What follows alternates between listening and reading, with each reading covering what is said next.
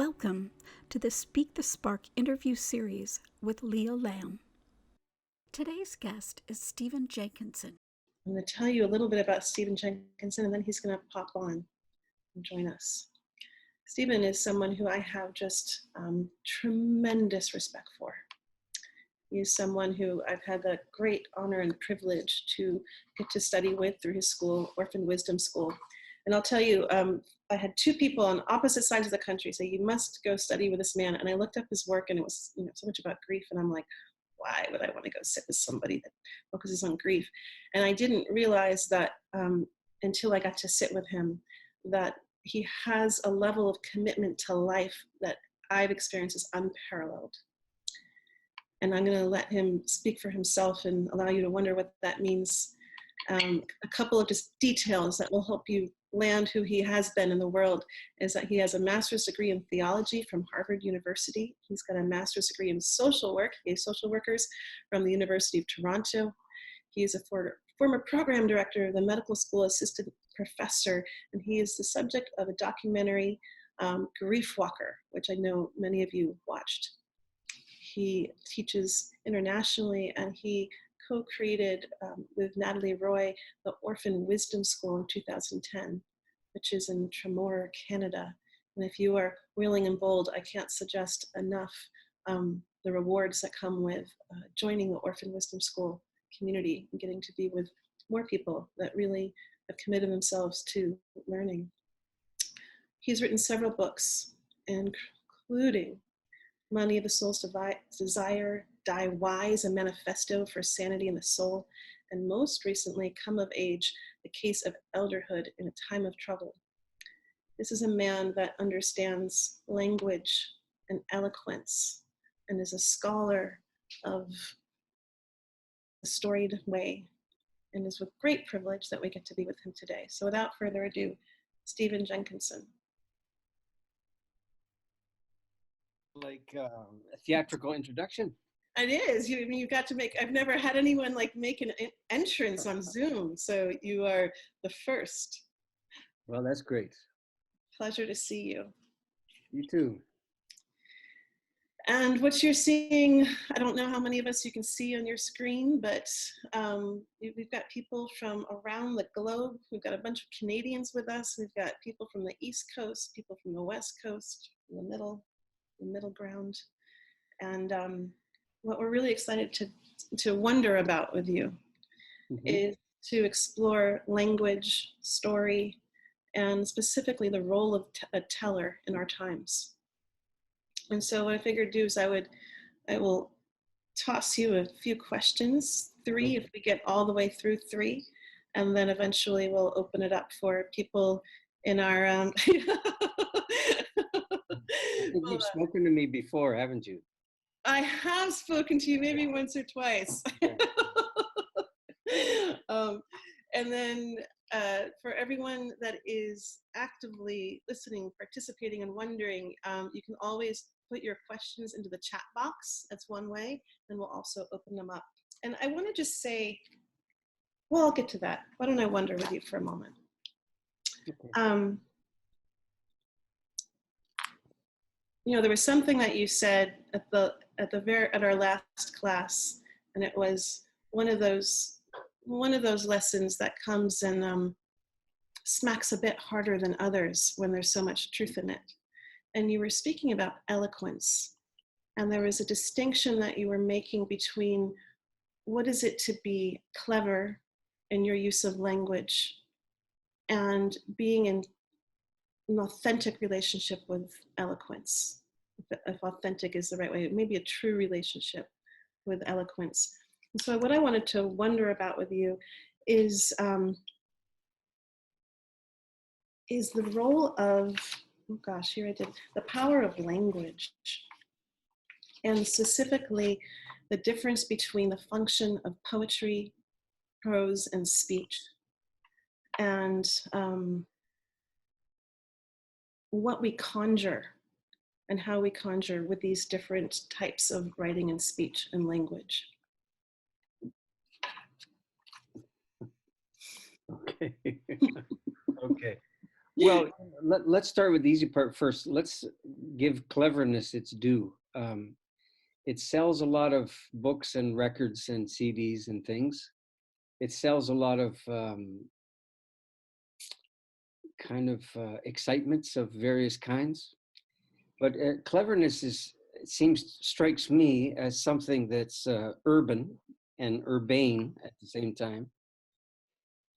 And it's cleverness is all about what you can steal from the language.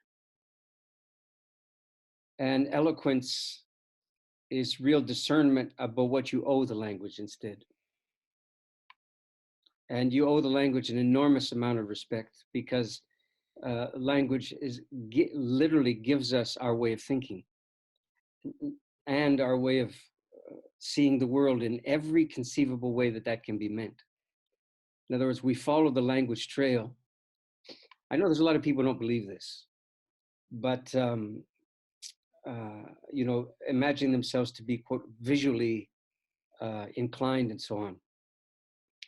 But language is the way by which you figured out that you're visually inclined. I mean, thank God there's no way around it. And even thanking God is a linguistic proposition, right? So the notion that eloquence is a kind of service that you owe the language that's been entrusted to you. And the beautiful symmetry about the thing is, the more you're willing to take that responsibility on, the more eloquent you're likely to become. And these things spiral out beautifully, and eventually you're worth listening to if you're willing to go along that way. The early going is like listening to somebody practice the violin. It's not fun. You know, listening to somebody figure out how to be eloquent is, well, it's not it's not fun. It's something you'll put your family through, and after that, you shouldn't really try it on strangers or romantic possibilities either, for that matter. But now, somewhere in there, I know there was a question, but the question turned into an announcement about the kind of things you'd like to consider. So, could I ask you to make a question that you'd like me to begin to pursue?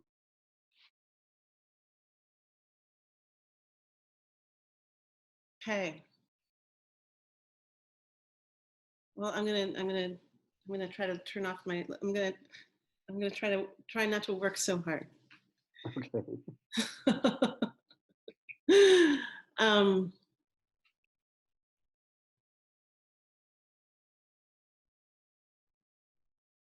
I think my question is around.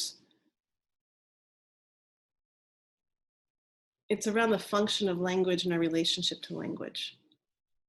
And my question is the distinction that happens between what happens when we use our speech in our life and our eloquence, what happens when we enter into poetry, or what happens when we come into prose, and what are the various purposes of being in relationship with these? And maybe even more specifically, why would we choose story? Like, why would one, this is a group that has committed themselves to what we're calling sacred storytelling, this relationship to being in story as if it's a divine practice. It's a relationship with divine. And it's a relationship that requires not just knowing the story of your time, but the story of the people that came before you, being committed to the people that will come after you. And so I think my real question is, beneath my attempts to make it sound good, my question is why is it a worthy effort to commit yourself to something such as story? And what might come of your life if you were to, to enter into the mystery of it? Sorry, well, I'm really getting you a good question. That's all right. That's all right. It's some kind of start, which is all we really need. Some kind of start. Well, if you're, this is a fool's errand, what you've just described. And it seems to me our corner of the world could use that kind of foolishness in greater amplitude than it is now, because we have cleverness instead of foolishness. But I don't think you make many friends if you are willing to follow the kind of downward spiraling arc you just described. Here's the reason, as I understand it. Language by itself doesn't inflect itself towards this regal and kind of accolade-strewn highway that you just described. It's not the way it works. I mean, the people who labor in the trenches on behalf of language, and I'm not sure that there's that many, frankly. There's a lot of people who are willing to opportunistically scavenge from language, but the actual willingness to serve the thing, that's very uncommon. So language in and of itself doesn't necessarily ennoble. The labors involved are so exacting and the discipline required so fierce that it's probably a counterintuitive proposition, which is why I think many people come to language casually, hoping that this casualness will be reciprocated by the language. What it is a kind of, I don't know, it's a sloth. Thank you, James. It's a real tawdry kind of, unwillingness to set a number of other things aside for the sake of this. I'll give you an example. A lot of people, as you might imagine, fantasize about the act of writing. I've done it a few times myself. People have kindly referred to me as a writer, but I don't think that's the case. Writers seem to me to write every day. I'm not that guy.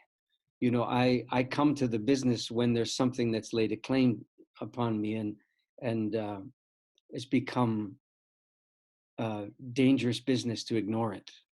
And so what I do when those times come around, which I don't command them, is to dress properly and get up pretty much at first light and go down to this little shack that I wrote about in Come of Age, which has finally turned into a writing joint from time to time.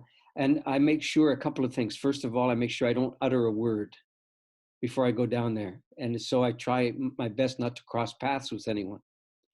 So it begins to look kind of monastic. And well, that's no accident, because there's no question that that's what it is. And the other thing is taking nothing by mouth, no food, sometimes a little water, depends on how the night's gone and all of that, and the temperature and so on, but generally no. But the important thing is to get dressed and to look good and to put on your best stuff. And because you're coming in hopes of, not a word I use very often, you're coming with a kind of scattered scheme. And that is that if you expose yourself enough, then the whole operation will declare a moratorium where you're concerned and begin to inflict something like mercy on you, which is a far cry from being in command of the whole operation. And I sit down there, try to sit quite straighter than I am now. There's nothing on, there's no machines like the one we're talking through now, no lamps. And I take out and prepare the pen and the books. It's always books that I write in. And then I address myself to the circumstances and declare myself officially open for business and willing to labor on behalf of whatever they might have of me. And that's it. And it's not very spectacular. And sometimes you have to know when they're not going to, when they don't come around, because that's part of the deal sometimes. And sometimes I'm awoken by an official declaration of what I'm supposed to address myself to. And that's pretty exciting. I mean, I wake up to a sentence, actually, more often than not. And So then my part is to make myself prone to the circumstances. And that's the humility that I think is mandatory for the enterprise. So that's one aspect of things. Another one is, James, could you give me a Kleenex, please? Thank you. Another one is, we use the word practice, and we don't mind the word practice if we imagine that it's inherently improving. But I think the lion's share of practice is waiting and the skillfulness of attending to things. But this is fundamentally what the verb to obey means. The verb to obey comes from the sense of hearing. Etymologically, it does. But it means closer to attend to, something like that. And the beautiful thing about being entrusted with the language is you can be attending to the language and you can be practicing it at the same time. You can hold it in high regard, and you can openly petition it for some kind of mercy at the same time. Excuse me a second. It's 'tis the season. We still have 3 feet of snow on the ground where I am. So if you don't, consider yourself lucky. What else can I tell you? I find out what's in me and upon me by speaking. I've often said when I'm doing the school and so on, I'm walking towards the classroom and I don't know what I'm going to talk about, which would be unnerving if I actually declared that over and over and over again. People paying perfectly good money on the off chance that I might come up with something on the walk over. But it's not quite as happenstantial as that. But there is an element to it, because what I'm doing there is I have an idea, I have some capacity and some inclination, and then I have the rest, which is a kind of proneness. And this is the kind of regard and discipline I think that language asks of us. The other thing I call it is, I've used the word privilege to describe being entrusted with a language, because a language is, it's not a collection of words. That's what a dictionary has done to language, or the officialdom descending upon language turns into a kind of system that you cherry pick through in order to, quote, make yourself understood or make yourself a buck or something. But language is much older, of course, as we all know, than any system of wrangling its various permutations and meanings. And that agedness is there, I think, in all of the ongoing languages, those of them left, as probably everybody knows who's listening. Globalization is fundamentally a war on the particulars of place. And it's right up there with the most godless apparitions that the world has ever seen, that human beings are capable of, it seems to me. And one of the obligations that we as English-speaking people have is to do our best to subvert the way that English is being used as the principal sort of ghost repertoire of globalism and globalization. So we got to be, I think, very alert, for example, when we travel, not to insist that everyone speaks English, although the way it's going, almost everyone will, and probably doesn't mind the opportunity to practice their tourist English with you. But English has been sadly subverted in this way and turned into a kind of I don't know, a warfare on anything that English doesn't recognize in its other kinds of subtleties, and is very sad, frankly, to me. I mean, you could be outraged, and properly should be, by the way English is maligned in the marketplace of, particularly of politics and secondarily of economics. But this other level, well, we're on a bit of a roll here. So a story, I was lucky enough to spend a few months in Oaxaca earlier this year. And I I kind of stumbled into a meeting. I was invited, but when I began to participate, it was clear that I had stumbled into it. And it was two people who were in the, let's call it the ecotourism business, a business I don't pretend to understand or have perhaps the regard for that I might have. But they were both in the business, one in sort of Asia and the other one in Latin America. And their thing was to try to bring a degree of heightened awareness amongst their quote unquote clients when they inflict their client population on the local people. And of course, they issued all kinds of caveats before they go out into these various places about local customs and all that kind of thing, as if you can literally legislate people's behavior, and as if people are beyond the best behavior when they're not at home, which tends not to be the case. So in the course of the conversation, they were both lamenting about the fact that they didn't find that despite their best efforts to sensitize people to the remarkable differences among people out there, the first order of business was to get what they want. And I said, but you don't understand. You subvert your purpose by taking money from these people. You see, when you establish that customer relationship with them, then their entitlement is far beyond anything that you can control with a list of proper behaviors, because they're not paying to be contained. You see, they're paying to be able to be as fully themselves as they feel they have a right to be at the time.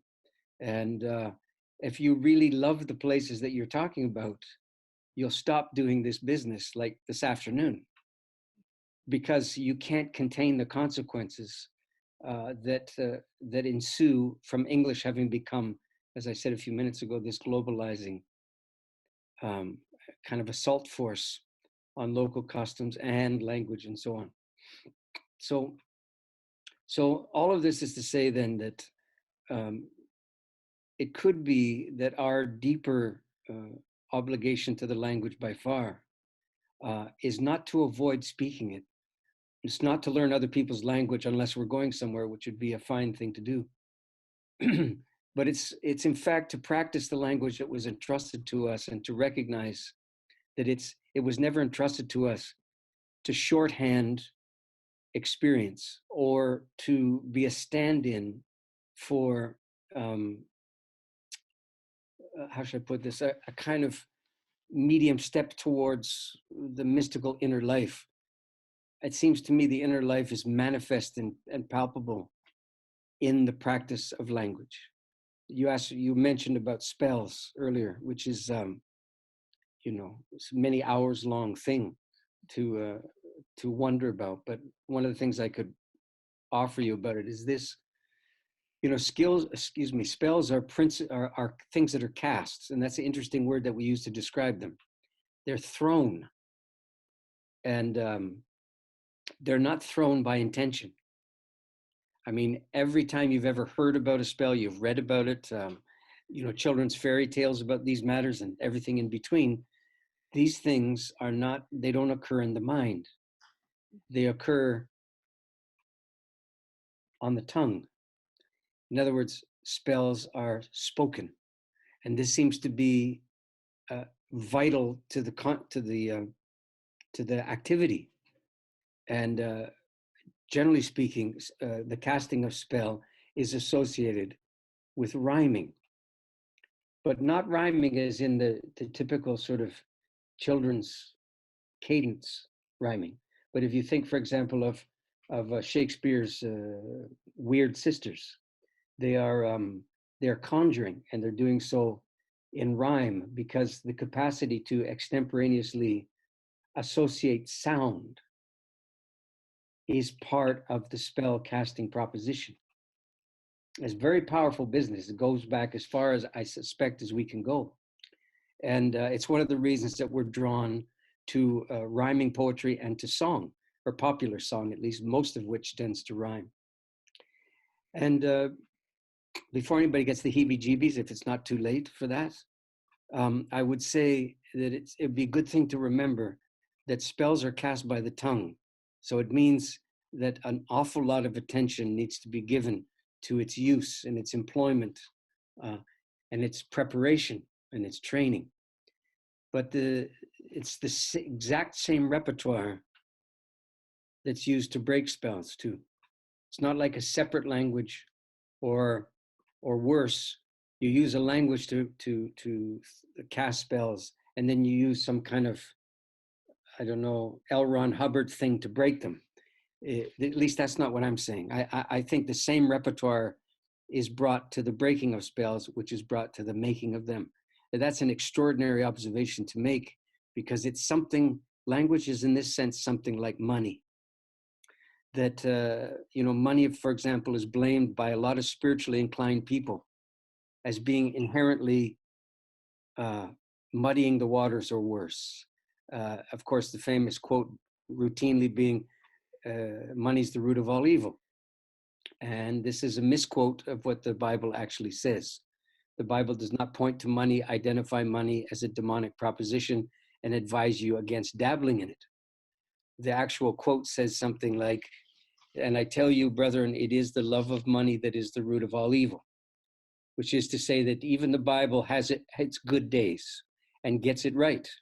And in this case, I think it gets it absolutely right, because it's saying when it comes to money, it's your relationship with money that becomes the playground of gross misfortune.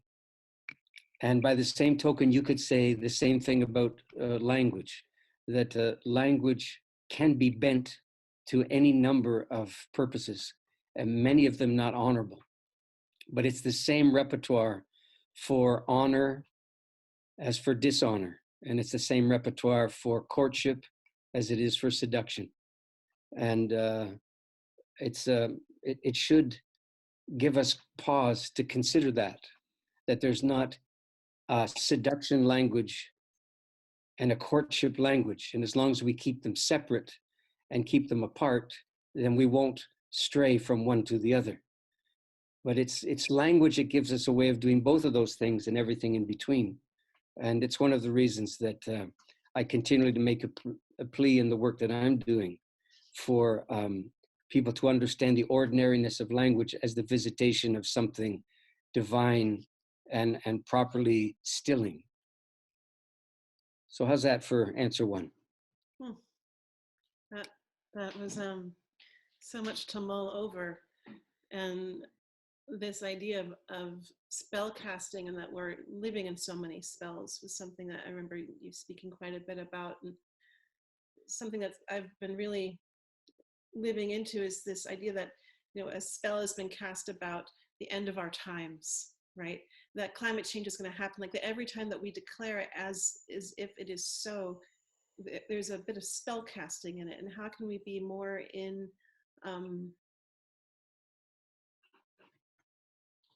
keep wanting to use the word authentic, but it's like, how can we be in it's like the whole like authorship, and an authority, and how do we be more in authority of our responsibility of the times that we're living in, if we were to actually be more active in seeing what spells are being cast, like, and I realize, like, as someone that worked in green media, I was a spellcaster in that realm too. And I think good people are doing harm by not understanding the power of language, their relationship to language. Yeah. And I remember you one time saying something so off the cuff, but it just landed, was like, that there's people that there are dark scribes among us. And What was that again? You said that there are dark scribes, people of the dark, and I really had to think about that, because it's like, I don't want to think that there's people out there to do harm. I think that there's a lot of people that don't understand the harm that they can cause if they don't know what they're in service to, and if they're not aware of the language that they're in service to. Do you know there's an ecological writer, if there's such a category? I'm not sure. I think maybe he calls himself that. Named Timothy Morton. And he had a line in there very memorable to me. He said, "There's a way of saying we're all screwed that more or less sees to it that we're all screwed." It's kind of what you just said. Well, in no particular order, I mean, I'm no authority on anything. Let me start with the word authority since you've brought it up. Obviously, the word today is used to to indicate the inherent merit of what comes from a person who's entrusted or wields this kind of quote unquote authority. A lot of people imagine it to be a holy piece of business to quote challenge or question authority.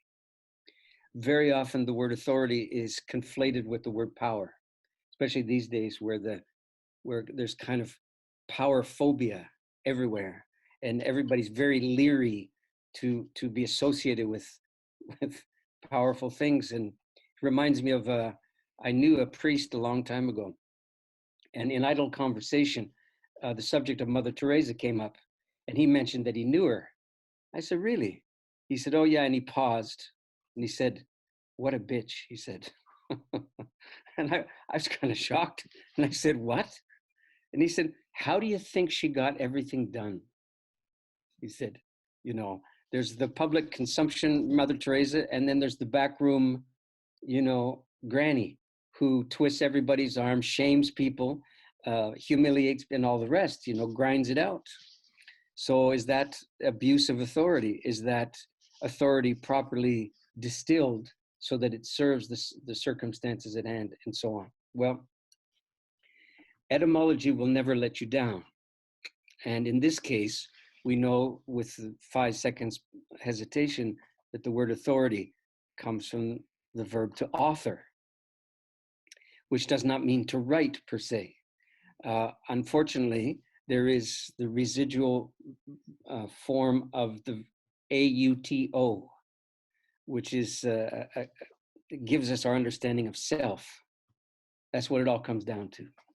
So sadly, we've come to a point now where most of our sense of authority comes from our personal style. And ultimately, it comes from, quote, ourselves. So we assign, if you will, a kind of authority unto ourselves. Well, anyway, the whole operation strikes me as unnecessary self-absorption. And maybe responsibility is, even though it's crankier sounding than authority, but it seems to me more user-friendly in some way. There's more tuition in the word responsibility, I think, than in the word authority. So, and you think about responsibility, and it's not something people go looking for necessarily until you investigate the word for 5 seconds. And what is it? It simply means the capacity to respond. It doesn't mean to be burdened, saddled, and otherwise hobbled by circumstances, quote, beyond your control. Maybe on the matter of authority, since we seem to be far-ranging here and you're not reining me in at all. So, so I've been thinking about this lately, and I guess if you're in touch with me, the things I've been thinking about lately should enter in at some point in the proceedings. So here we go. I'm in the throes of writing another book now, and I'm wielding very little authority indeed, as I described to you, the mechanics of descending to the desk and submitting myself to the ministrations. But I've been thinking about the Serenity Prayer lately, and at least a couple of people who are listening should at that moment be going, "Oh man, he's going to mess with the Serenity Prayer." And yes, ladies and gentlemen, boys and girls, I think that's what I'm going to do. So let me see if I can do it in a way that's both respectful and responsible. Sure, kind of two different things. So here we go. Now, I don't have it committed to memory. And I would begin by saying that all of us probably know somebody whose life has been, if not saved, then in some fundamental way, perhaps redeemed by the presence of the Serenity Prayer in their lives or in their thoughts. And if that's true, that's wonderful. And this is not intended to tear that away from them in any way. And you can smell, with that caveat, you can smell what's coming next. It basically, it's a three-parter, this prayer. And as most human prayers are, it's kind of give me this, give me that, give me this. Not a lot of humility in it, but it goes, if I remember it right, it's asking for the ability to, it's been a long time since I thought about this. The ability to do right, the ability to discern between right and wrong, and finally, the ability to recognize one's powerlessness or inabilities when they show up. As I thought about it more and more, it seemed to me that all of these three requests were spiraling around an axis that was never spoken. And it was, that's the old orphan wisdom forensic audit method, that you try to begin to infer by virtue of the movement what these things are moving around, even though the thing itself has no voice. But the aversive posture of the movement is the voice of this unspoken thing, you see. So it's a kind of axis. You could imagine it as a kind of pillar or axis, something like the snake of Asclepius, which turned into the barbershop pole, as you may know. Exactly the same thing. And it's this, the entire operation rotates around the question of control or authority. And basically it says all of human life, inner, outer, everything in between, can be understood as an aspect of, a matter of figuring out what you can control and what you can't. Now, at first blush, you would think, well, yeah, everything, yes, everything comes down to that. And I would simply say, can you imagine what kind of calamity has befallen modernity, whereby we have agreed to understand that the principal matrix of being a human being in the world rotates around the question of control? Of all of the manifestations or orientations we could have to being alive and not dead yet, control is the one that we return to, and have turned it into the God inside the prayer to God. So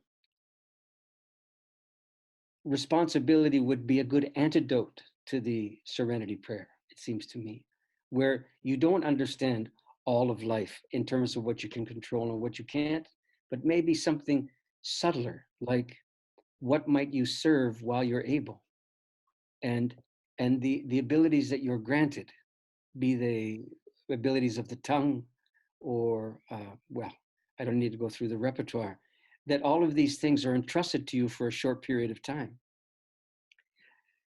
Surely they're not there for you to exercise the opportunity to hear yourself at great length and from a distance, descending into cleverness and all the rest. Imagine, for example, the time is coming when you won't be able to speak. I used to work with people who are dying, and I can absolutely assure you that that time comes. And there are times when people wish they could and can't. So they would trade our inelegant speech in a second for the ability to be inelegant. They would. And I think it's a good thing to remember that when you wake up every day and your tongue is still attached to everything behind it, it's, it's the first act could be one of being amazed and just being grateful that the whole rig is still in working order. So what for then? And that's the responsibility. The question of, if you can still do it, what's it for? And you could ask the same thing of various aspects of your body, of course. But if we're speaking about eloquence now, then you realize eloquence becomes, I shouldn't say you realize, you're granted the opportunity to consider the following possibility. That your eloquence is not an adventure in self-expression. That your eloquence is the place where the world can hear its echo in human form. Or perhaps you could say it this way, that humans on their good days are the way by which, one of the ways by which the world hears itself in action. And that life recognizes its aliveness. And that's a far cry from us being the center of creation, it seems to me. And maybe, and I'll let you in here and I'll stop now. Maybe you could say that eloquence is one way that we're given to get out of the way and to lay down the burden of being the center of everything, and to imagine instead that our eloquence is there so that the world can appear and we get a chance to remember it again. Perhaps in the same way that our best thoughts, our best realizations, you could ask yourself, where do you suppose they were just before you realized them? And maybe that question leads you to a consideration that you're on the receiving end of the very best of what you come up with. And if that's true, then you can sort of wonder, wow, I wonder where they were just before I thought they were me. And that's the beginning, it seems to me, the kind of rudimentary beginning. It's the machinery of gratitude, to realize you're on the receiving end of something. And merit is not really part of the transmission process. You can ascribe merit to yourself after the fact, or on a good day, you could allow other people to do that for you. But at the end of the day, you would recognize that your particular merit doesn't really determine the quality of the things that come to you or that are entrusted to you, or perhaps can only come into the world in this particular moment through how they've come to you. Over to you. Thank you for that generosity. There's so much in there. I'm going to go to our second question, since I think we're almost over there. Okay. And it's about separation. And you've really led us through how beginning to consider etymology and creating and developing a relationship with etymology to better understand the words that we use, so that we might actually better understand the world that we're in. And you hinted to something that you also said that really landed in me, which was that all the ancient religions agreed that the world was sung, spoken, and chanted into existence. Mm-hmm. And so it's like, if we could, be investigative detectives and understanding what that language reveals to us once we understand how to study it. And so the question is around, what does language have to teach us about separation if we know how to examine it? And one of the examples is that, one time Poseidon was the ocean. He wasn't king of the ocean. He was the ocean. And as that language began to come in and declared him king of the ocean, the separation began to reveal itself. And so I'm just wondering about what you might reflect on and the different forks of language and how they show us both our connection to, like, what bonds us, but also what pulls us away. What could we be, what is like hard to, like once you put the lens on, once you know how to look at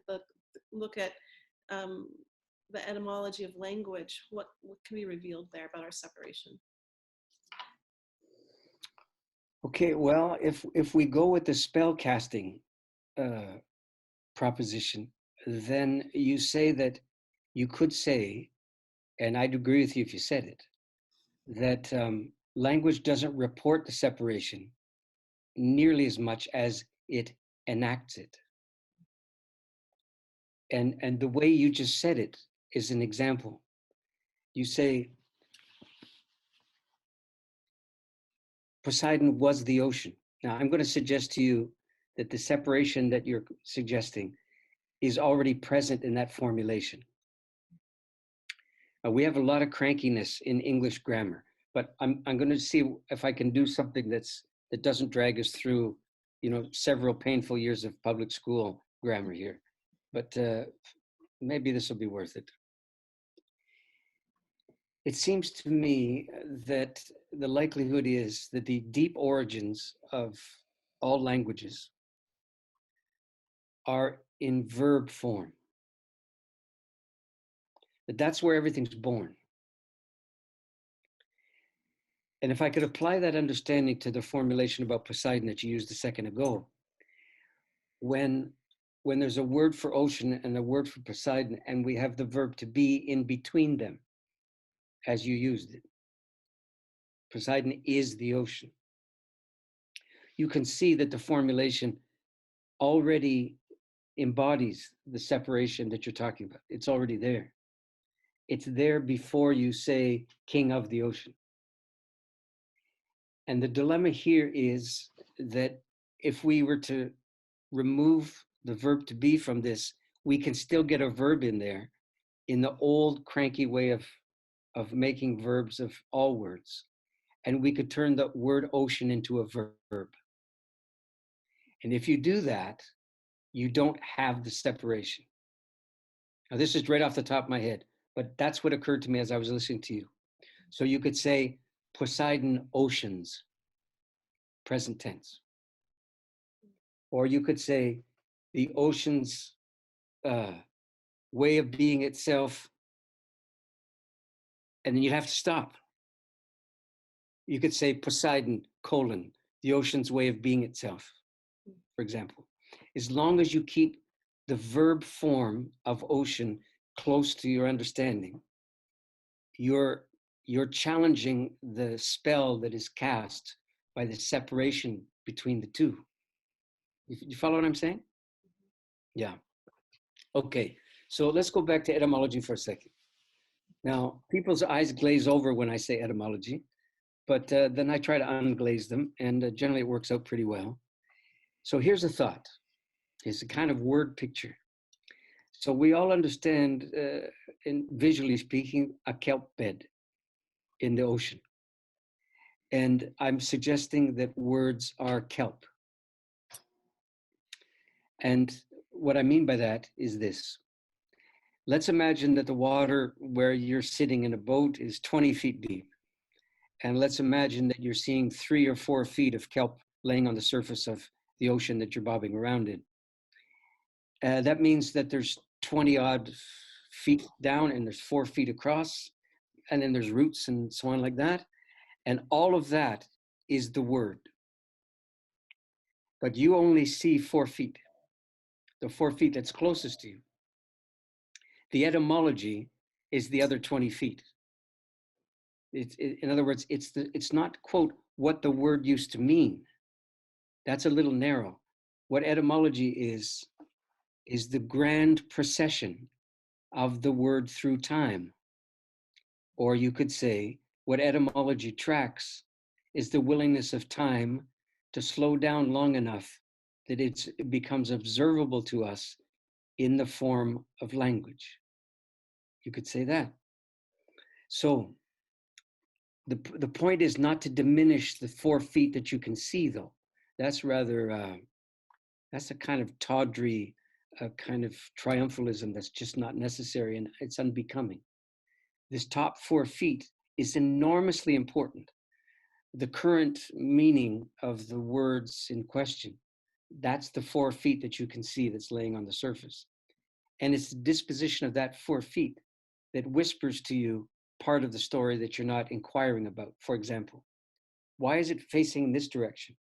Answer is, it's registering the current. And just think of the current as, quote, relatively recent history.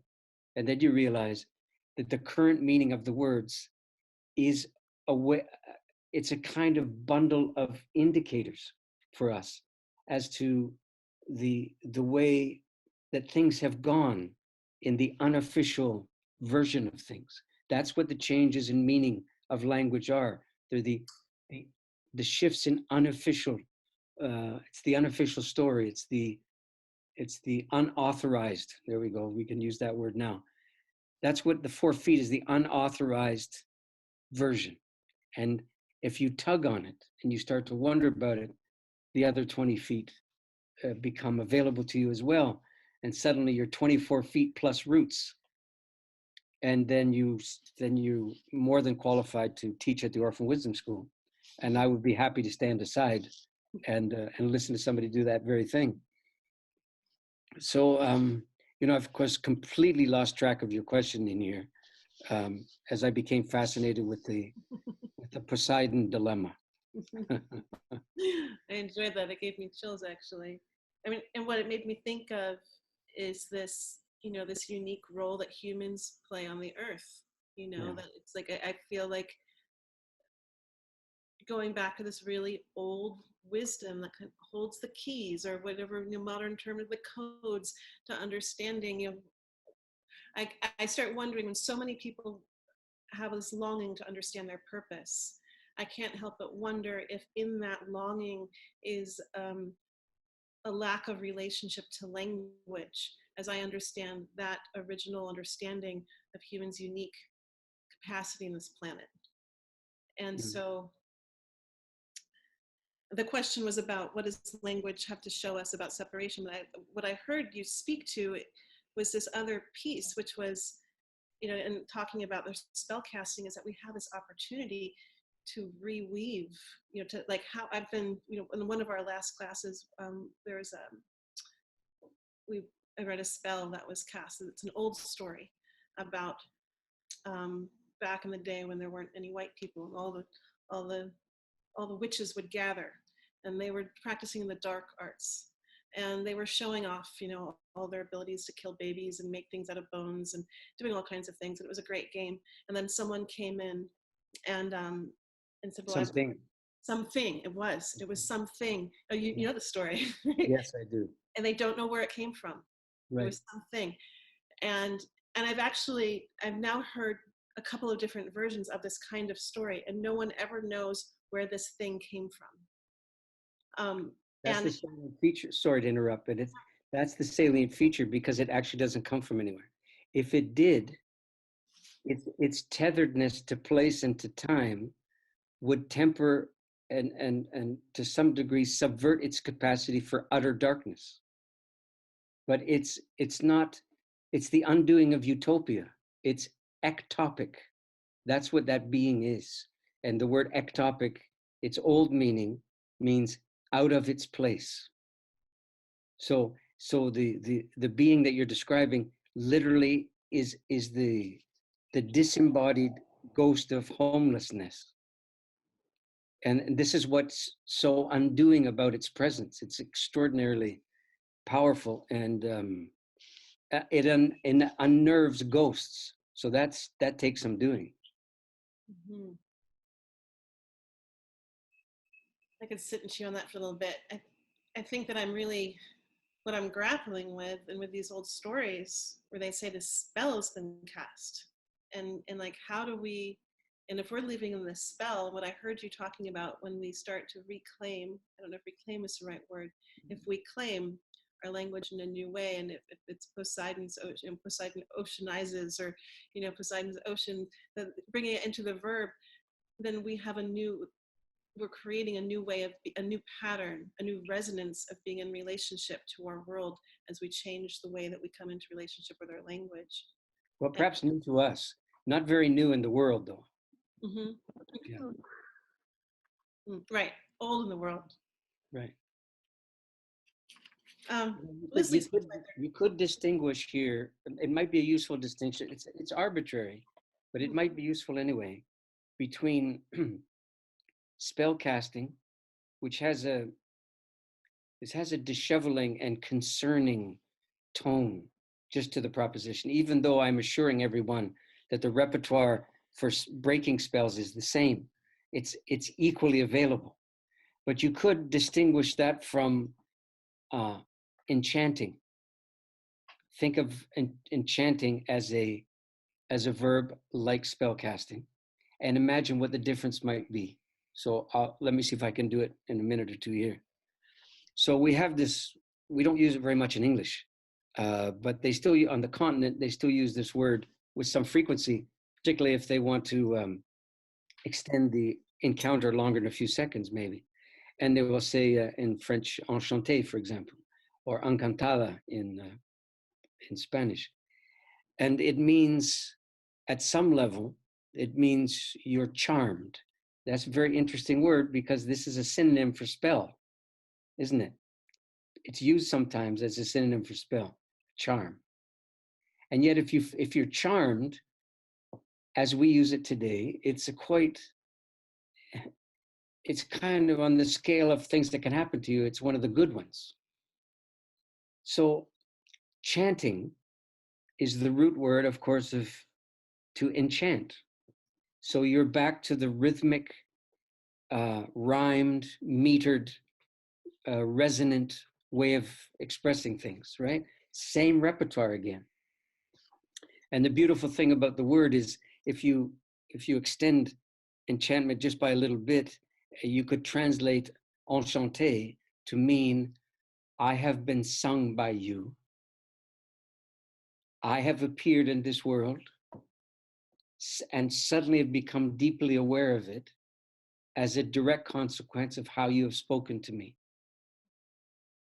And that's a pretty good picture of the power of that stuff that dangles on the tip of our tongue. That we can literally have people appear. And of course, by the same repertoire, we can disappear them too. So let us proceed accordingly. You're making me think of something I heard about in Lakota tradition, where the storyteller would come to town and the kids would gather around. And if they were acting out of, being naughty little children, they would never be reprimanded, that something worse would happen. The storyteller would ignore them. Yeah. And that was understood as the ultimate punishment, not to be recognized by the storyteller. Mm-hmm. And that leads me right into our third question, which is, this group is, here they are gathering under this shape, this vehicle of story, and curious about what you understand and what you wonder about is the changing role of storytellers through time. Martin Shaw has that quote that the business of stories is not enchantment, the business of stories is not escape, the business of stories is waking up.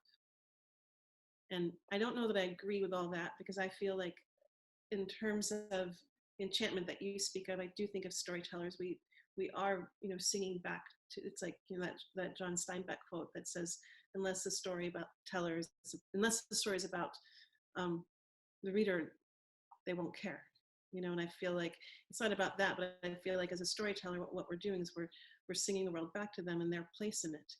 And so I'm just wondering, I'm over talking this. How has the role of storyteller changed over time in terms of what you've observed?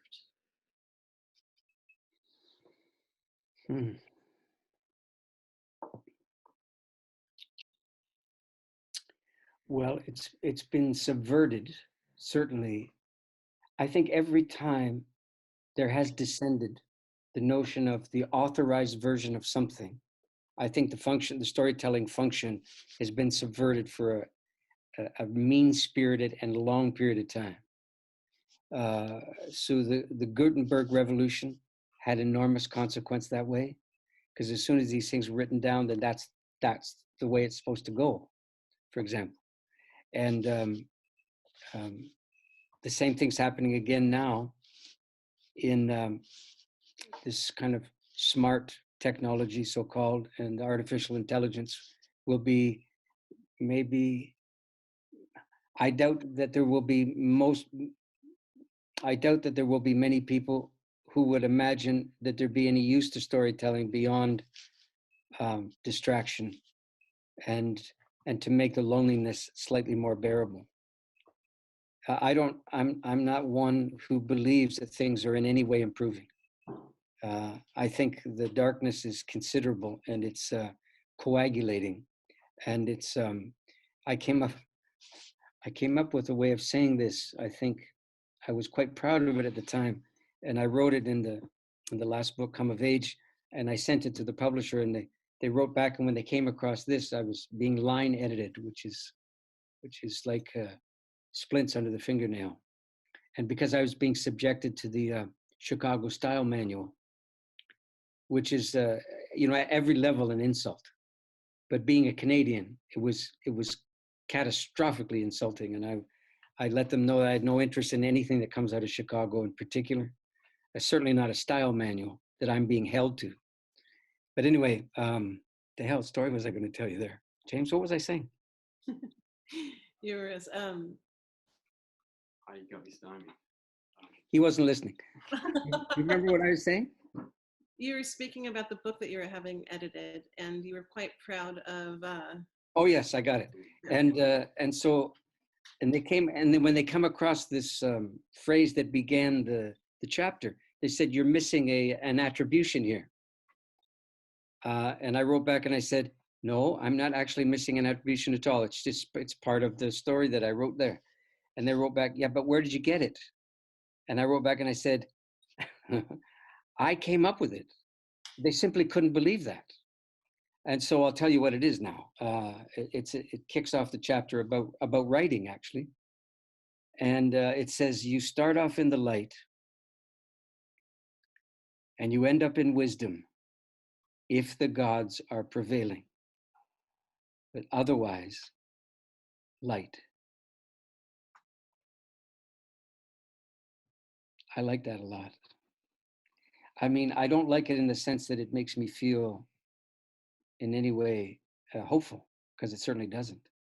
But I think you could set your course by that, and you wouldn't do too badly for a little while. You start off in the light, and you end up in wisdom if the gods are prevailing. But otherwise, what does otherwise mean there? It means if the gods are not prevailing, and you are, you end up in light. And being in light is the absence of the gods. That's obviously what I'm saying there. And it's a very maybe counterintuitive proposition, but anything that's too illuminated is, there's a harshness to that and a banishment of mystery and so forth. And this is, to my mind, what the storytelling function primarily is to make a proper home in the mouth and in the ear for the ineffable. And language is not discredited in this regard. Language can bring you to the edge of itself and can take you no further. And that's an enormous service that language provides to us, is it brings us to its own edge. But as we begin to articulate the edge of language, we're doing so linguistically, and we're pushing the edge a little bit by encountering it. We're extending the edge a little further by our willingness to articulate what it looks like and what it means to have come to the very end of what we're able to say. I was at a conference a couple of years ago in San Jose, California. It was an odd thing, and I won't make anybody feel bad by naming the thing, but I'll tell you what happened over and over again. It was it was a place that prided itself on subverting what it called dualism, which I came to realize was their vision of sin. It's not a word that they used, but it was clear that they understood dualism to be a kind of philosophical primordial sin. And so they typically blamed language, and person after person got up there in front of the rock concert screens and so on and announced to 1,000 people how utterly untrustworthy language and of course, ultimately storytellers are, because language leads people forever into the sin of dualism, this and not that, etc., and so on. And the disingenuous part of it, of course, is that they were using language to do it. Nobody stood up there and thought it. They all stood up there, opened their mouths, used the microphone, and slandered language linguistically. And that's what I mean. If you had the eyes to see what was going on and the ears to hear it, you would have heard that as they continued to insist that language was fundamentally flawed and leading us to all kinds of karmic error, the way that by which you were saying that extended language's capacity to see to it that the best part of our soul could still appear regardless. It was an amazing display of a kind of subversion that nobody intended. I mean, I called it disingenuous, but it was it was a sort of a powerful demonstration of languages and storytellers' remarkable capacity to undo the kind of spells that are cast by lazy ways of speaking. So I like Martin Shaw a lot myself, and I think he's pretty good guy. I'm glad he's around, and he's let me know from time to time that he's fairly glad I'm around too. So I mean, we're mutual in this regard. But I think one of the things we have recognized in each other without much in the way of competition is the extraordinary willingness to submit everything to the ministration of language. And that's why I love the guy. And I don't have to love everything he says, but I love the fact that he's trying to say it, you know, and then he goes to it on the paper too. And I was lucky enough to be raised up in my early 20s by a storyteller. And I thought storytelling was first this, then that. I had no idea what it was. And by the time 7 years had rolled by and the unofficial apprenticeship to him ended, undeclared ending to an undeclared apprenticeship. And I was 10 years subsequent to that in a kind of terrible wilderness, a terrible kind of desert. And I realize now that my principal suffering there was I was brought to the summit of the capacity of language to be the abode of the gods. And when I wasn't with that master practitioner of that ability, it was as if the gods themselves had left town. It was extraordinarily painful. And I didn't hear that language, that mastery again for the longest time. And I think every aspect of my life suffered desperately. And occasionally today, people will send me something and say, imagine me to occupy some similar position in their lives. And it's an extraordinary compliment. It's a little intemperate, but you know, I'll save the place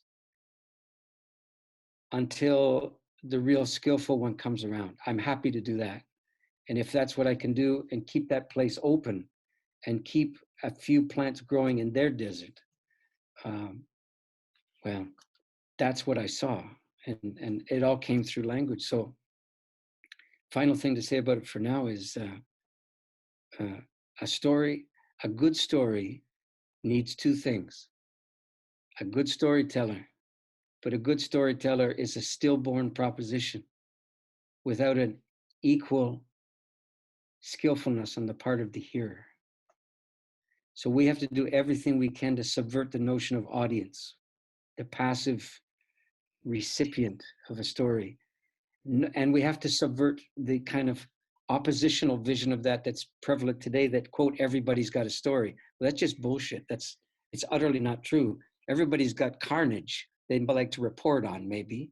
Yeah, but that's not the same thing as storytelling.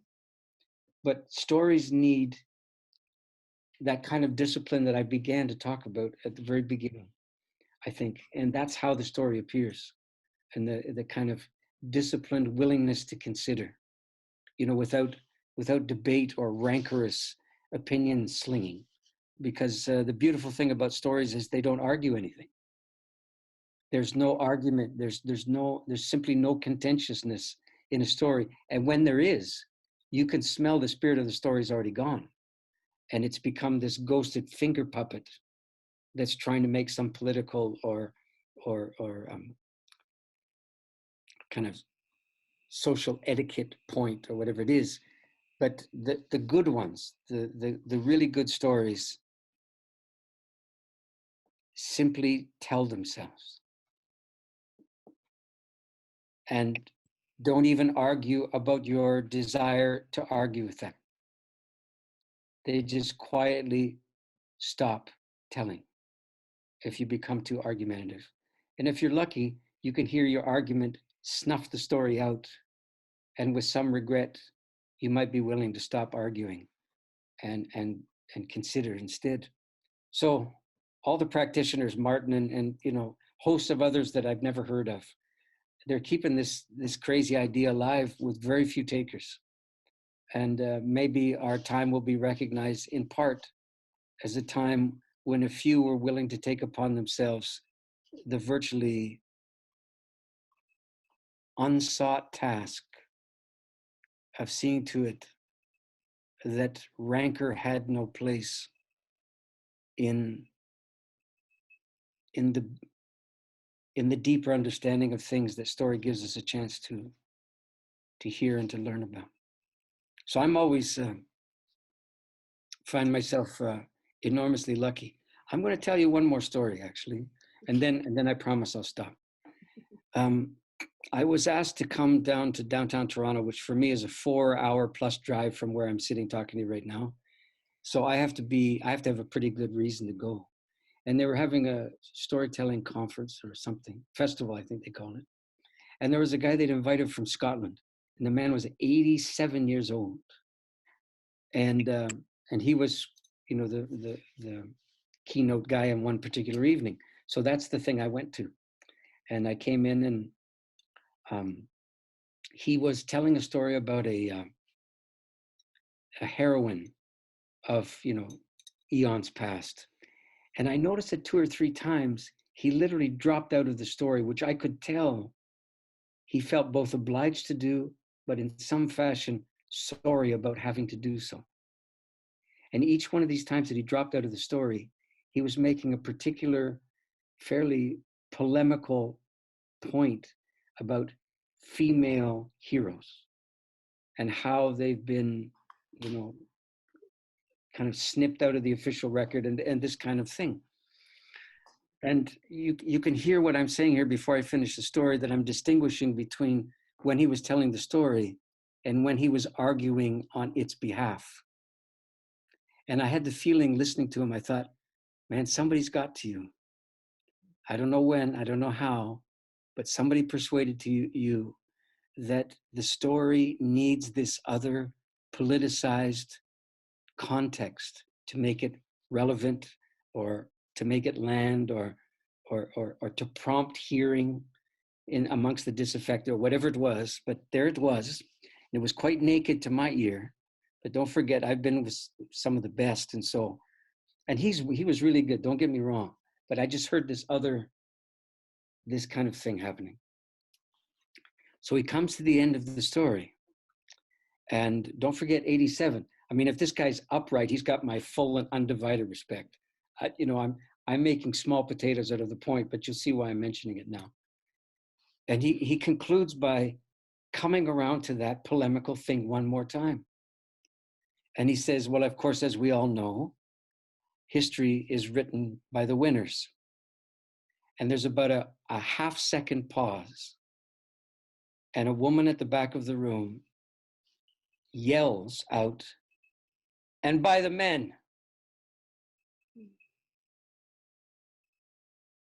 And there was this kind of shudder in the room. And then everyone let the moment pass. And it was business as usual. And eventually a hearty applause for the man from Scotland, and so on. And I sat there, and I was really troubled at a lot of levels. First of all, the woman that the story was about, my guess, would never have countenanced the intrusions into the story that he felt it necessary to introduce. And I'm fairly sure that heroine wouldn't have had much time for that addendum on the end of the story that the helpful woman in the back of the room thought was so important. But the other thing that struck me, speaking of polemics, is, you know, she said it in some kind of colluding sympathy with him. But who was she talking about? And who was she, maybe demonizing is too strong, but maybe it isn't. But who was she talking about? Men. And that's what he was at the front of the room, was he not? And so where was this supposed to land, this helpful editorial caboose on the end of the story? And that's when it hit me. The reason that she felt that it quite fit in his storytelling was that from her point of view, in fact, he was not a man at all. the one who was telling the story. Why? Because he was too old to be a man, because he had no capacity to act as a sexual predator at his age. And so he was absolved from that identity. And that's what made it possible to introduce that sound and that spirit into the circumstance. Now, some people would call what she did spell breaking. And a few people might imagine it as spell casting. But somewhere in there, the casualty was the man at the front of the room, it seems to me. And secondarily, perhaps something of the spirit of the story. Are we okay? I got something on the screen that says, James, what is this? Do you need to plug in your computer? No, everything's fine power-wise. Do we care about this? No, just We don't care about it. All right. It's probably somebody trying to sell us something. that's exactly what they're trying. Okay. Okay, and of course the timing was very good. It completely made you forget what I was just talking about there. Okay, over to you. Where do we go now? Well, I'm going to open it up to our group or collective right now, to these. I don't call the audience, I call them participants. That's when you were talking about how each story, it's like there's two parts to it. And one of the things that I've been really honing in on myself is that it's an illusion that the story comes from the storyteller. Is that the storyteller, it's like brings the seed of it, brings the seed of the potential life, or brings the life of it there. That it's really what I call participants or the audience. It's in their listening that if they are so, if they see, let's say, the worthiness of it, if it lands in them, if they give it a place to live inside of them, then perhaps it will be carried forward and given life to live again. And to me, that's so oftentimes we put so much emphasis on the storyteller. And I really believe in all of my beingness that if you really want to be this person that carries stories, and if you really want to be so humble as to honor that there's a life far more, that there's a life beyond your own that you're sharing, then in what way would you share this with others? Who's wondering something? Who would like to have a question? Gil and Diane. All right. All right, Gil.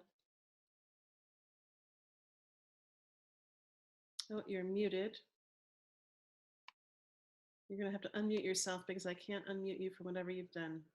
Unmuted now? Yes. Yeah. So, Stephen, thank you. I've been enchanted as you've been chanting. And I love the wordplay of the etymology, the kelp forest, the waving emergence of all this stuff. I'm wondering. I find myself wondering a lot about the process of letting it go and letting the story arise. I've had a few experiences at the behest of Leah over the last few weeks, and some in the middle of the night, quite on my own.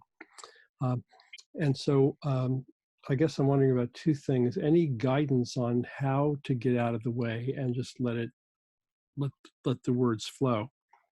And the other thing I'm wondering, which is not a question for you, is just the mystery of where this comes from, where the words emerge from. But that's nothing to be answered. That's just something for me to wonder about. Okay, then I'll just stick with the first one. How to get out of the way. I would say to you, like so many questions are, it's a kind of involuntary dead end that you've established for yourself by the formulation. So, of course, by that, I'm suggesting to you that the notion of getting out of the way I think it enforces, or at least induces maybe, a kind of passivity that doesn't serve the circumstance too very well. So I would rather suggest to you it might be something like this. I heard an old adage years ago that was describing the kind of romantic pursuit. And I think it was a guy who said it, so you'll see the formulation. He said, I chased her so hard that she finally caught me. So this is kind of, it turns on its head the notion of the unidirectionality of this whole operation. So my way of saying it is, you ready yourself samurai style for 1,000 years to release the arrow in a half a second. I think that's what storytelling is. So it's not, I don't think it's a matter of getting out of the way. It's a matter of, if you will, being the way. So that, I mean, there's nothing wrong, I don't think, with a certain degree of attention being brought to bear upon the one from whom the story comes in this immediate moment. That's the performative aspect, and it has a long and noble tradition. When it becomes cult of personality and so on, it's not that anymore. But it certainly has its place. I mean, the way stories come to us is through living, actual people. They don't float, I don't think, in the cosmic dust, you know? So I think it's a matter of readying yourself for the unlikelihood that something nobler than what you can imagine might yet have its way with you. And that way of having its way with you opens your mouth and oils your tongue. So there's a scene in Nikos Kazantzaki's book called The Last Temptation of Christ, where he's retelling the story of, I think the biblical quote is something close to, and the Spirit of God descended upon him like a dove. That's the biblical quote. But when Kazantzakis writes it, he's describing it from the experience of the young boy Jesus. And it happens, as I remember it, like this. He's walking facing this way, and the first thing that happens is he feels something that he knows is not the wind. He feels a movement of air on either side of his head. And the next thing he sees, he hears this extraordinary, almost deafening collapse of all the air around him. And then he feels talons in his scalp. So you can see it's a raptor bird, and that's the way Kazantzakis translated the Spirit of God descending like a dove. A raptor whose talons are in his scalp, claiming him. So how do you get out of the way of that? And the answer is, you don't get out of the way of it. And if you do, you might be dereliction of duty and not humility. I could hear that I spoke too long in my question, because I filled in getting out of the way as I was groping for explanatory, and where I started was about how do I let it move through me. They're very different. It's the same kind of language, or the notion of letting. That's what I'm pointing. You're asking you to consider that that the language remains sort of on the passive side of the transaction. And maybe it's a transaction that's enormously demanding.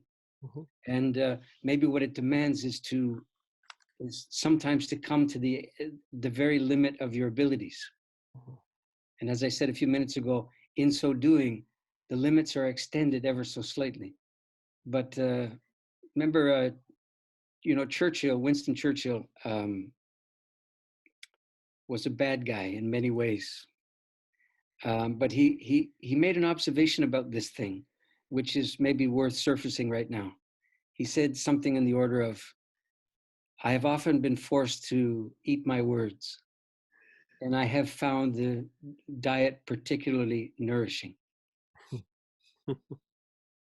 So there's nothing passive about that, really. And as you can hear, I would ride that horse for a long time, the notion that we have an immense responsibility, which getting out of the way could just as easily become a way of not answering the bell. And imagine this as being required. But I think showing up for duty, I mean, if you're going to be excessively showing up for duty is not a bad excess to engage in sometimes. Thank you. Our next person is Diane. And can I see who else has a question? Leah and Alana. Okay, great. Diane. I don't have a question that's articulated. Okay. Are you okay? I'll go on. Are you saying go on to the next person? Yeah. Okay. Alana. Okay.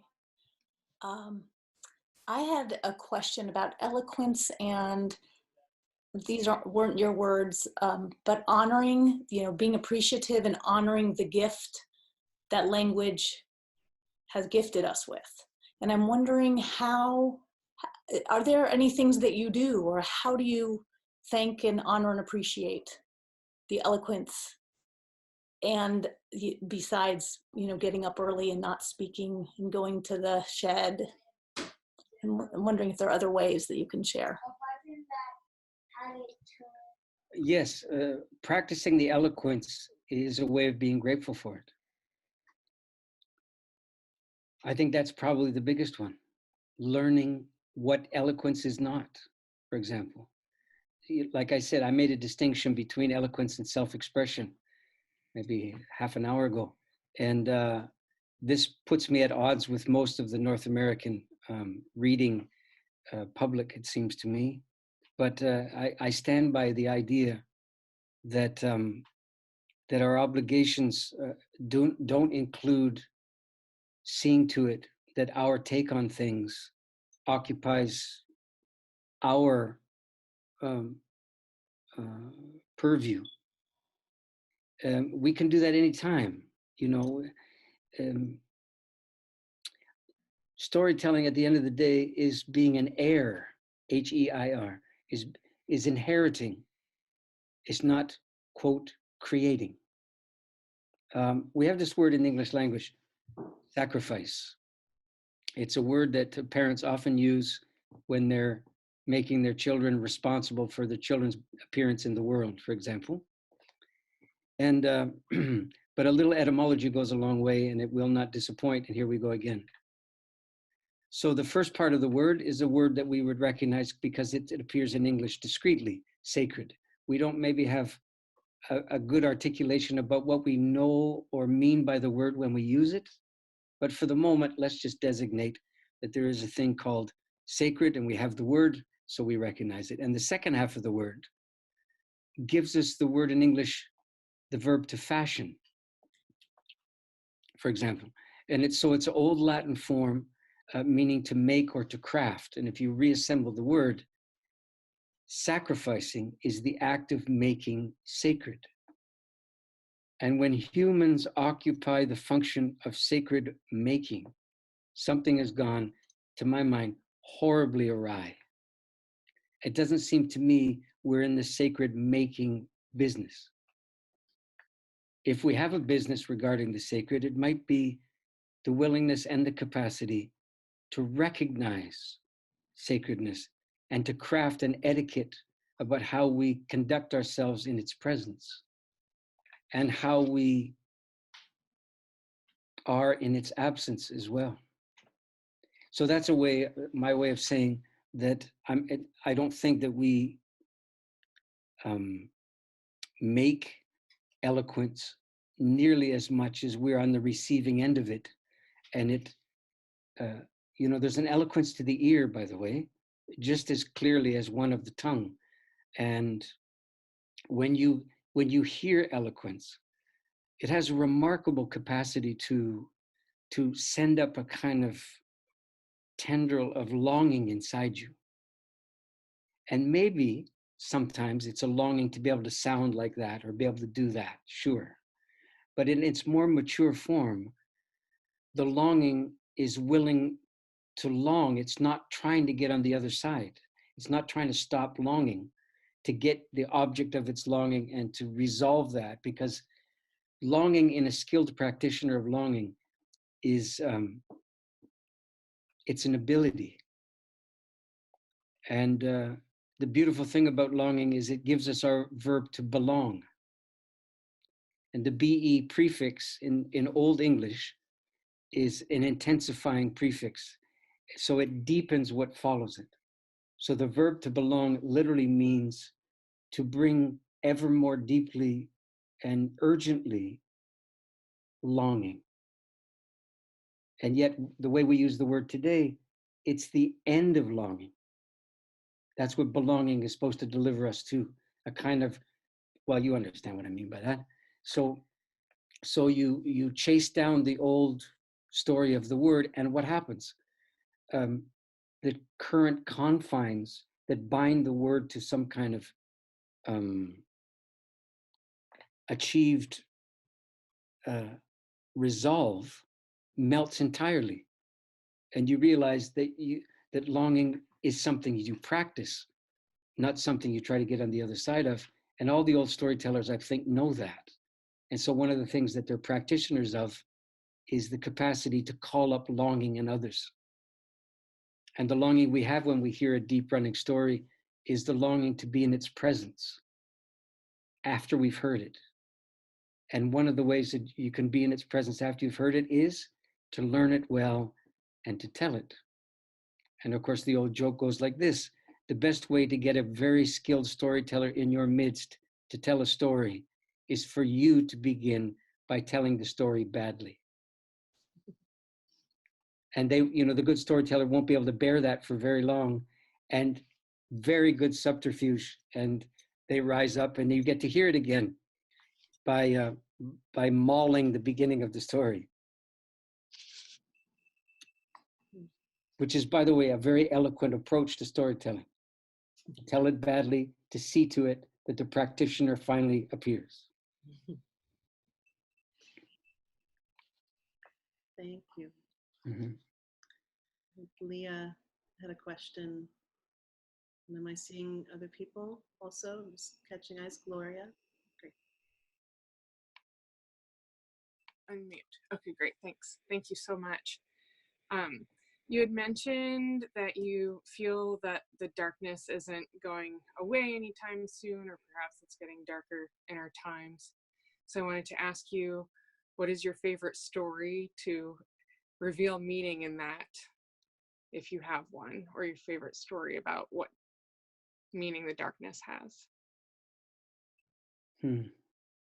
It's strange for me to put the word favorite and the word darkness together in a sentence, to be honest, It's Try to lighten it up. Yeah. Well, here's one. I kind of wrote half a chapter in the last book around this idea. Anybody who looks like me in the world has heredity in the Baltic areas and in Scandinavia and Iceland and so on. And all of those peoples have, as a fundamental image in many of their stories, something that we call in English the world tree. And of course, if you symbolize this, you devastate the tree, frankly, because they don't call it a tree because it's actually a stainless steel coaxial cable. It's actually a tree. And it's important to remember that when you hear the next part of it. So this world tree it's a kind of weather vane, it's a barometer, it's a seismograph. It gives you a real sense of how things are going. The world tree in our time and place seems to be in wither, is how I would say it. But its function, if you don't think about this deeply, you have a kind of involuntary, very quick association with trees. Oh, they're fruit giving, they're photosynthesis, all of that, they make oxygen and so on. They're just give, it's a wonderful thing. Well, this world tree doesn't have that function, actually. The world tree is there between the humans and the gods. And its actual function is not to introduce connectivity between the gods and the humans. That's an understanding that comes from a time and place where the gods long since departed the scene in terms of the stories that you know. So you would understand the world tree to be reintroducing some kind of connective tissue between the human and the divine realm. And that's a way of hearing the backward story, the backhanded part of the story that says, oh shit, this is a coping strategy, this story. But the way the world tree appears in the northern climes is it actually enforces the separation. It doesn't melt it or diminish it. It enforces it. So from this, you know that this notion has an understanding that the realm of the gods is so volatile and of such immense consequence, and so other than human, that the human realm could not bear too much exposure to it for too long. And so the world tree, by enforcing the distance, is an act of deep compassion in its function. And I quoted a Nick Cave song when I was writing about it. He's got a song, and it's also, I think, the name of the record, called Push the Sky Away. And that's the function of the world tree in the northern storytellers, is it keeps the sky far enough away that we can breathe. And the more we compromise the distance between us and the gods because of our demand for intense, visceral, cathartic experiences, the more we compromise the capacity of the world tree to save us by distancing us from that which would undo us, unbeknownst to ourselves.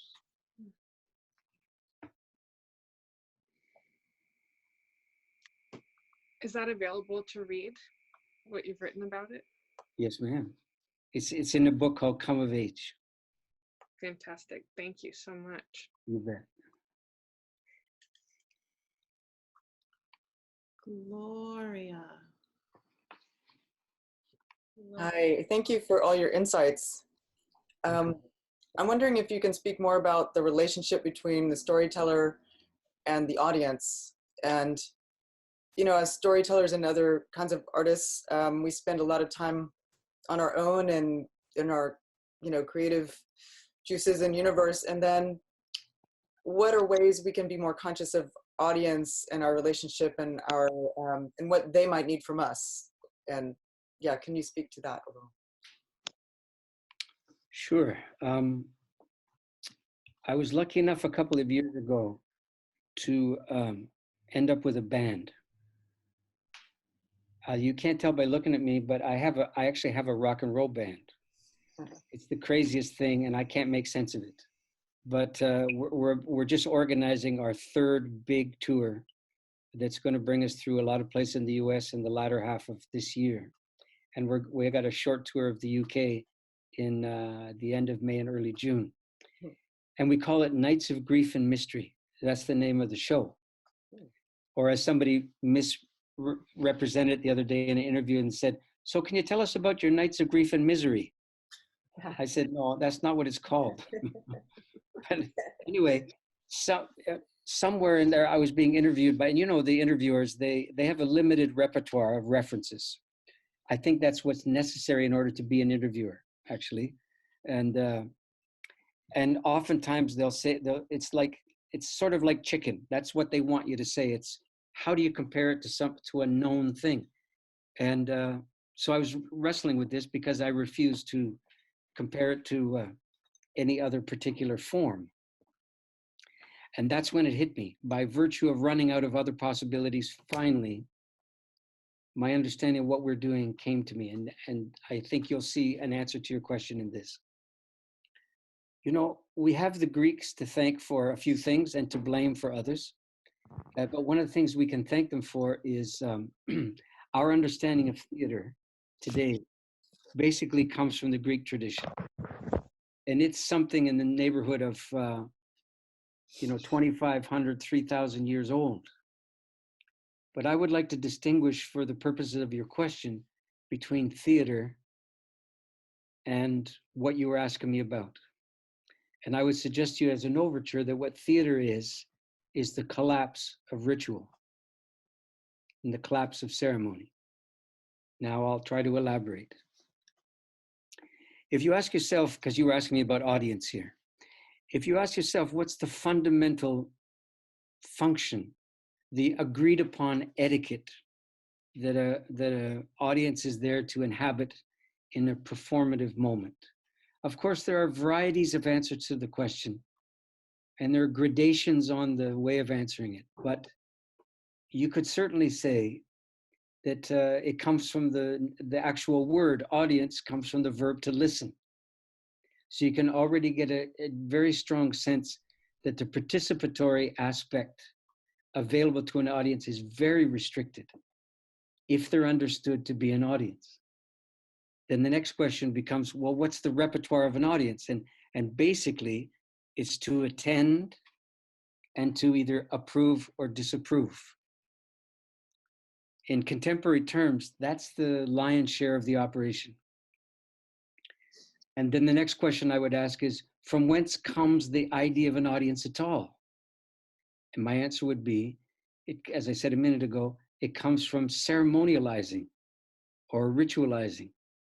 But in rituals and ceremonies, there are no audience. There are no neutral auditors. By definition, a ceremony or a ritual is enacted by all who are present. And every person who's there has consequence for how the ceremony unfolds. And in that sense, contrary to a theatrical understanding, there's no scripted way by which this event will proceed. In a theater, you do have some kind of script, a basic understanding of expectation and plot development and so on. But in a ceremony, the damn thing's up for grabs. And one of the caveats is you best be clear and careful who you ceremonialize with because of that. But you wouldn't say anything similar about an audience. So my way of understanding the Nights of Grief and Mystery is that we're ritualizing and we're demolishing what they call in the theater world, the fourth wall that obliges the audience to occupy that relatively passive and adjudicating position. So I would understand storytelling in its oldest incarnation to participate in ritualizing and not in theater. I think that's its very much its older incarnation, and it's why people needed it so deeply, because the word ritual, the root word for ritual is the RIT part. This is exactly the same root word as rhythm and arithmetic. It's right there, and it means something of a sequence and a patterned cadence to things. And this is what storytellers have available to them, regardless of the content of what they're telling. But this is one of the great mojos of storytelling, is that arithmetic possibility. And the arithmetic possibility links you ancestrally in your function to ritual, because it's literally the same word. So I know this is not satisfying in terms of the way you asked the question, but I can finish it off with something like this. I think audiences have a fundamental obligation to the story. This is a minority position and view in these matters. An audience's obligation is to be educated enough to have the story appear in their midst. And by educated, I mean here at the level of sort of cultural lucidity. A phrase I've used in one of the books was flabby democracies of the West. It's very sad for me that I've been born into a time where the principal attributes of democracy tend to be passive and slovenly, if I can be strongly worded about it. And the beautiful thing about a storytelling event is it deeply challenges that passivity and calls all of us who are lucky enough to be there to a kind of participatory responsibility, which is not to be mistaken for you getting a chance to express yourself. Because if the storyteller is doing their job, they're not expressing themselves. And ritual is not a moment for self-expression, nor do I think is storytelling. So those are some haphazard ideas that could be gathered into a cogent argument if I was so inclined, but I'm not the argumentative type, so I'll leave it there. Thank you. Welcome.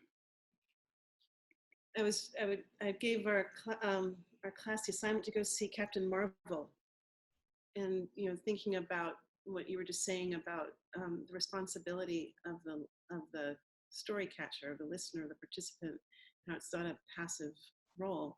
And there is nothing, I really recommend going to see that movie and bringing 2 or 3 people, because I have never seen any movie like that or any story like that, where depending on where it's like I don't want to say it's a report card, and where people are living in their consciousness.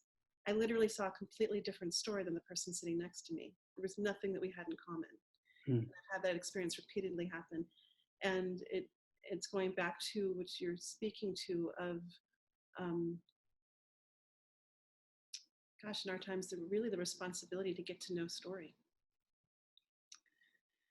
Well, if we could turn the word story into a verb, then we could just maybe even more fine tune what you just said, and imagine that the principal responsibility of citizenry in an active democracy is to cultivate the capacity to be storied by the encounters you have with them.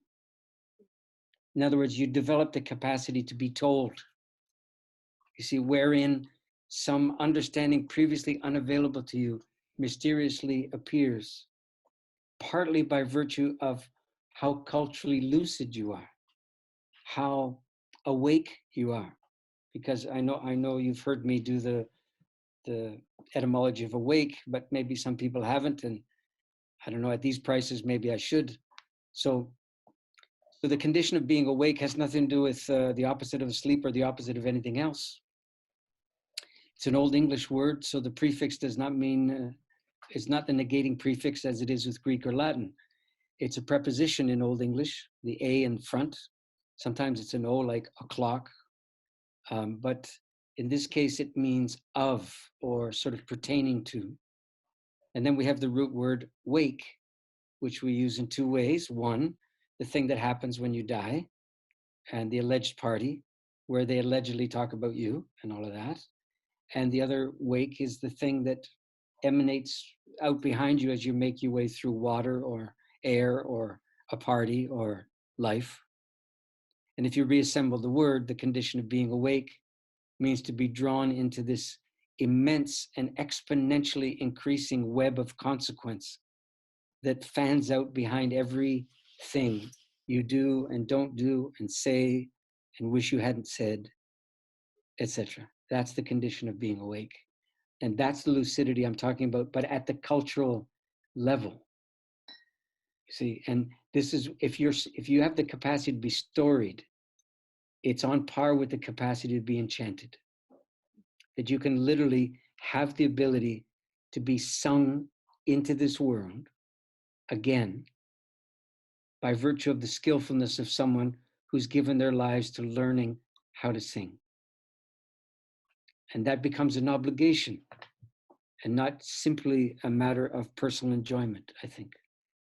And I would use that as an indication of kind of radical citizenship requirement.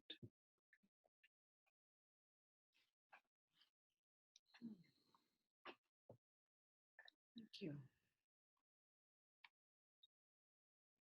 Do we have one final question among us? Okay.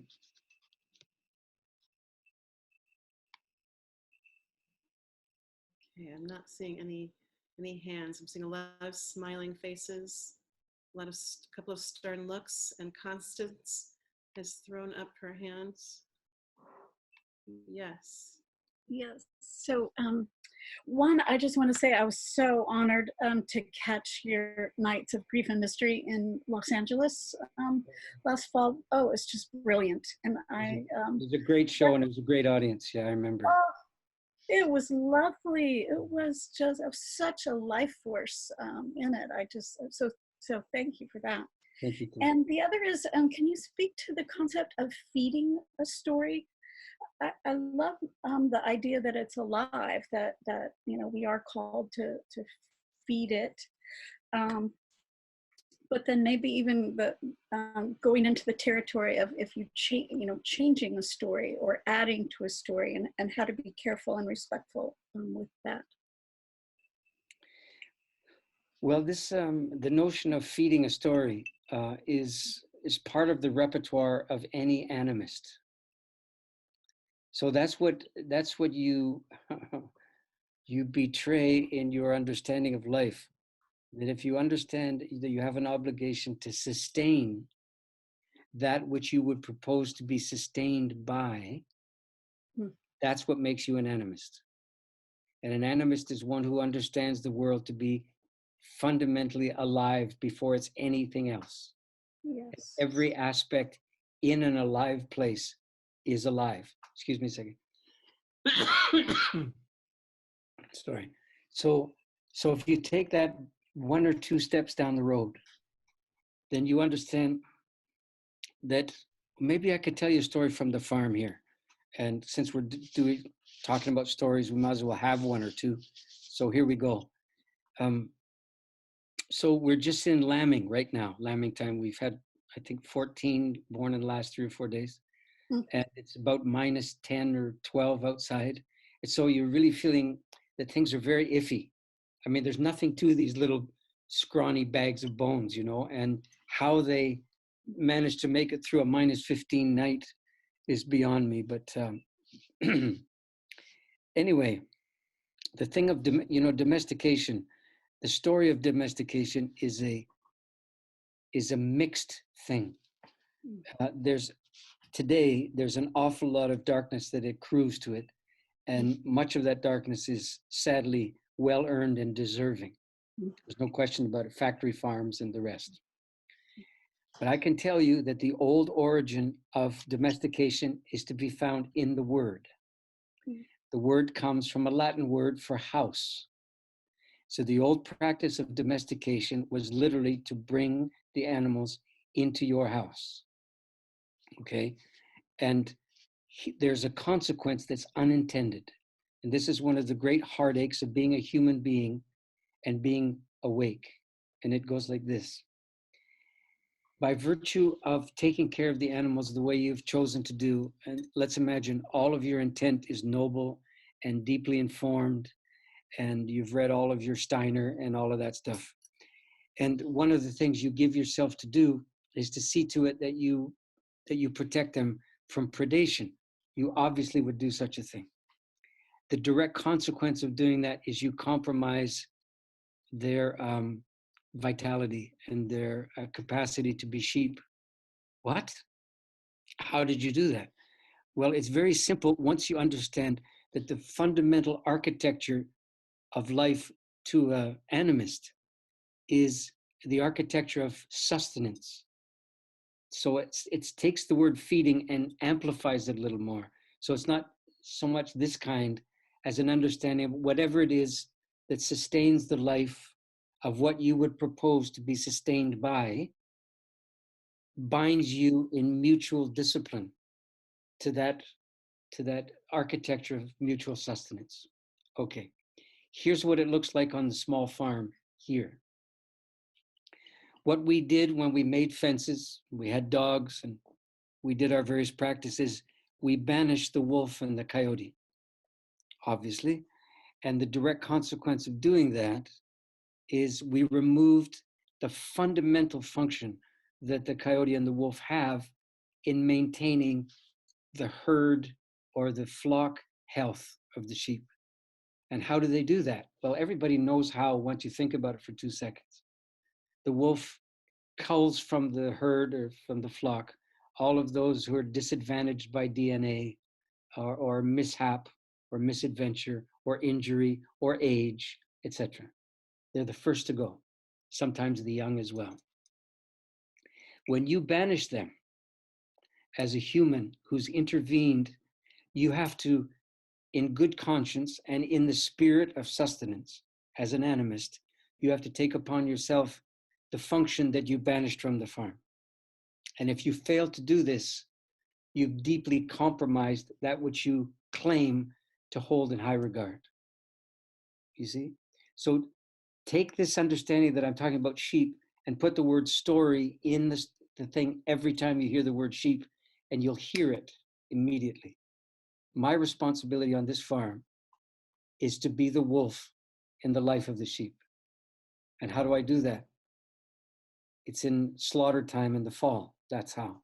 And I have the same eye that the wolf has. Who's the weakest? Who's the one who's broken? Who's the one who's too old, who can't live another year, whose teeth will not be able to eat, etc., etc., etc.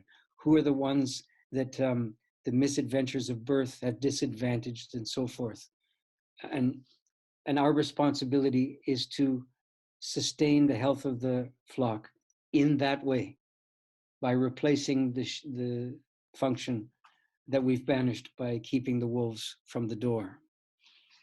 And this is the deep sort of spiritual contract or covenant that you make. And it's exactly the same thing that you do with a living story. Exactly the same thing. You realize, for example, that there are ways of listening and hearing in the West that are completely carnivorous, completely acquisitive, completely disregarding of the integrity of the story. And for example, people feel, having heard a story from another people, a more intact, culturally intact people than ours, and having heard the story, it has now become their right to tell the story. This is a very good example. And in fact, the story was entrusted to you as a hearer, but you haven't lived the life that makes the capacity to tell the story. You just think you know how it goes. So one of the ways you take care of the story you heard is not to tell it. One of the ways you take care of the herd is not to keep everybody alive, come what may. You see what I'm saying? So it's a very demanding understanding of what deep running compassion is when it comes to what you, I don't like the word owe exactly, but the kind of covenant that you enter into when you're deeply stirred by a well-delivered story, is that part of the stirring is to not acquire it. Part of the stirring is the willingness to be stirred and understand that to be how you are nourished. That to demand more of the story becomes gluttony and not respect. Gluttony, you see? And to push away from the table without being completely full is a very fine example of a deep kind of etiquette. So those are a few ideas in response to what you asked. Stephen, thank you. Thank Welcome. you for your generosity and of spirit and of heart, and just carrying forward the language of of giving us some breadcrumbs on the path to understanding the relationship to the ancestry of storytelling. Thank you for joining us. For more information, visit leahlamb.com.